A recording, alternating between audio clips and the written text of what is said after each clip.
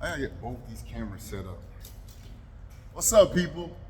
So we told you we was gonna go live at 12:30, so we can get some of these. What we got? These 3 questions out of the way. That's what we gonna work with. Exactly. Yeah, you can laugh, but you already know. Okay. I don't want to keep y'all too long, so we gonna start before people come on, so I can y'all can play it back anyway, so it don't matter like when you start or anything. Like people like, oh, I'm gonna wait for people to get on. If I ain't giving nothing away, I don't need people to be on. Y'all gonna get the message. But you know where you at. You know who you with. Your boy. So did a post the other day, and on the post it was 3 things that I was offering to you because I needed to go live interaction to say what 3 things. So 3 things were how to get out of your own way in dealing with fitness, nutrition, life, what have you. The other one was nutrition and diet keys to success. The last one was fitness and business. Fitness as a business, real versus fake. That's what we're doing. And if you see me dot away, it's because I have a client in here. She's still putting in work right now. Hold on. She ain't happy as leg day. Thick thigh summer. Hey, listen, if the thighs ain't right, pull up. I got you. Okay. But getting out of your own way. So I'm gonna give you 3 things. These are stoicisms. Okay. These are stoicisms to success in how I train my people, how I direct my people's mindset to get from point A to point B, because a lot of them show up in a different place mentally, especially when it comes to, hey, they're not where they want to be. They tried, didn't get to where they wanted to. They had a trainer, things didn't work out, or they're older, whatever the case may be. Something is put them in a place where their mindset is not beneficial to the both of us, whether it be them achieving their own goals, or it be them achieving their own goals and then moving on, whatever the case may be. So, out of your own way. So the key to getting out of your own way, whatever bullshit you telling yourself, you have to own that shit.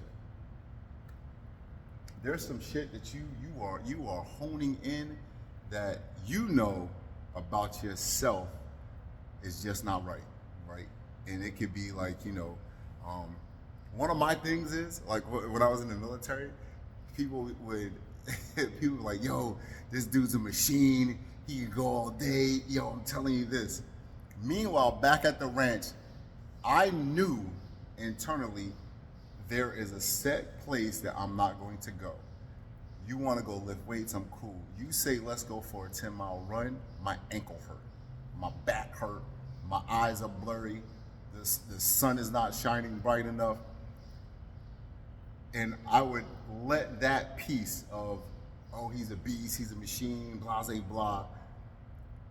I would let that lead me through everything else, knowing that there's the weak part of my whole existence as far as fitness and everything else was based off of I can't run 10 miles. So I had to own that piece of, hey, bro, you can't run worth a damn it. Until I owned that, I wasn't able to get better at it. But I didn't necessarily have to own it for everybody else, because everybody else was too busy saying what I was good at, what I was great at, that part. So getting out of your own way starts with you getting out of your own way, which means that you might have to write some things down that you trash at, that you know you trash at, but everybody else don't know you trash at. And you ain't gotta tell everybody you trash at them, but you have to own those things in order to get out of your way so that you can progress forward, whether that be in fitness, whether that be in nutrition, whether that be in your job, whether that be in your house, whatever the case may be, whatever you bullshit about, you need to own your own bullshit so that you can now progress and get better at it. It might be something that you just can't get better at, something that you have to hire somebody to get better at, or you might have to go back to someone who's going to keep it 100 with you and be like, hey, this is how you see me, but this is what it is. And they'd be like, what? And you can have a discussion with somebody to help you get out of that situation. But ultimately, getting out of your own way starts with you owning your flaws, your issues, the things that you know that you want to stay away from. That's a big part of owning, of getting out of your own way. The other part is once we've addressed these things, we now have to make a plan that is at the top of everything. There is nothing more important than this piece of thing that we're trying to accomplish. Again, it could be work, it could be fitness, it could be nutrition, it could be starting a business, it could be whatever. But we have to write down, hey, this is our goal, this is our objective. You don't need 2, 3, 4, 5 of these. Start with one. You need a goal, and that's it. And it has to align with the rest of your life. So what I mean by that is that if our goal is to get fit, all right, get in shape, but my lifestyle puts me at staying up all night, eating crazy things, having an off schedule. If my lifestyle is that's not matching up with my goals. So that means now I have to make some schedule changes. I have to make some life changes. If you make a goal and you don't change your clock, then you don't give a damn about your goal. Okay? Your clock is your whole day is based off of your goal. Your whole day is based off of your objective. Your nutrition is trash because your day is not based around it. Your fitness is trash because your day isn't based around it. However, you get every pay raise because your day is based around you going to work. You show up to work and get everything done because your day is based around that. So when it comes down to achieving goals and getting out of your own way, you have to adjust your clock so that you can be successful at those things. Once we adjust our clock, write them down what our goal is. That right there is going to be the keys to get you on your way. And then you're just going to continuously reevaluate these things as you go through. It's not a one and done process. You just constantly go through this evaluation phase of, hey, am I moving in the right direction? Am I doing the right things? Is my clock adjusted to my goals? Is my goals listed and written down? Those 3 things are going to be your keys, as well as own your shit, whether it's good, bad, indifferent, or great. And we're not talking about really so much the good. Everything that you know you trash at, you have to own that so you can get better at it. Next, nutrition and diet keys. So I posted the other day about intermittent fasting, and that got like a crazy buzz. Intermittent fasting is great if you're trying to lose weight. If you're trying to gain muscle, intermittent fasting isn't your best option. The problem with losing weight and intermittent fasting is also you're losing muscle. So when you're watching the scale though go down, that's probably a lot of your muscle that's going away, not fat. And we also have to understand we have 2 types of fat: subcutaneous fat, visceral fat. Visceral fat is the fat that kills us, and that's the fat you're trying to get away from. Trying to get away from visceral fat means that your nutrition has to change. Nutrition changing is based off of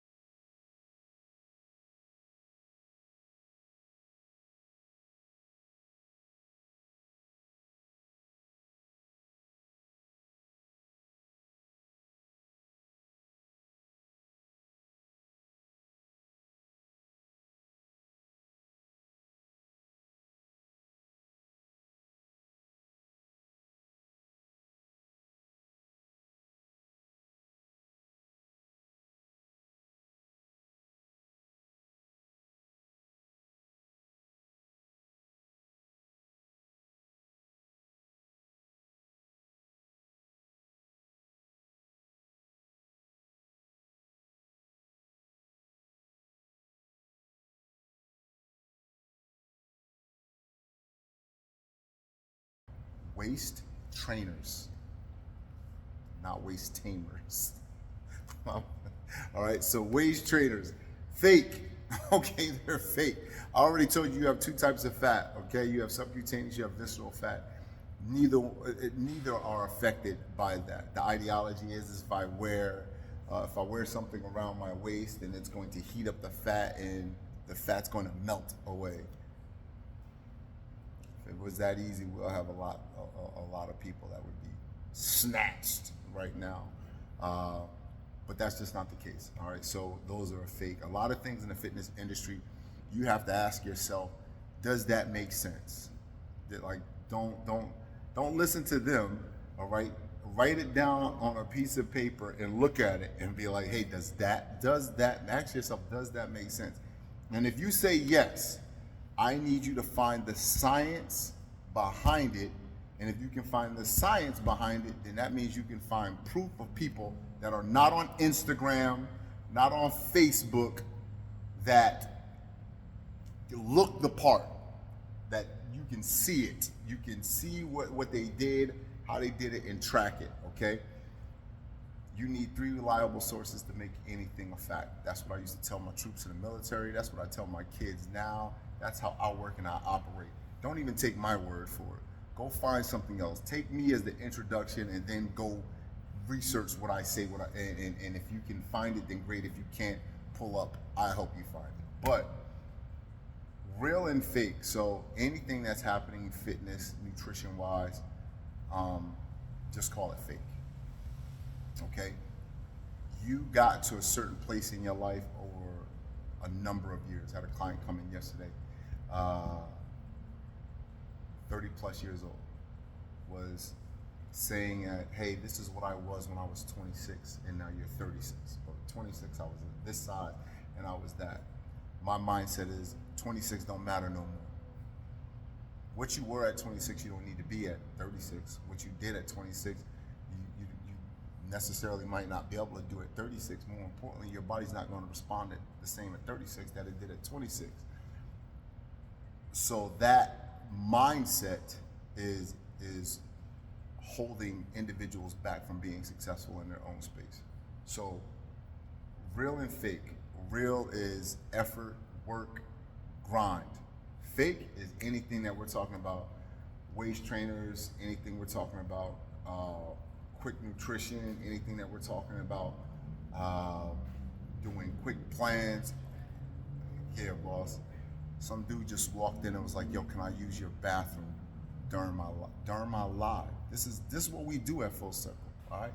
But, so, if you're looking at quick, anything quick, it's gonna be a bad look, all right? That's what we have to look at. How much work is gonna go into the process? If you're not putting in the work, the results can't show up. That's it, okay?